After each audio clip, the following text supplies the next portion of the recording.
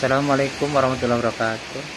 Ini barakallah tabarakallah hari ini ya, dari jam 5 pagi sampai sekarang ini pukul 9 malam masih hujan di Bangka Belitung, Bangka Barat terutama ya. Ini kalau di Jakarta atau di daerah-daerah rawan banjir pasti sudah banjir ya. Mudah-mudahan ini berkah, tidak ada musibah, dan untuk di daerah-daerah lain semoga pun begitu. Kalaupun hujan menjadi berkah, tidak ada musibah yang melanda, supaya kita bisa tetap beribadah dan kelak bisa merayakan Idul Fitri dengan penuh sukacita bersama keluarga kita tercinta. Assalamualaikum.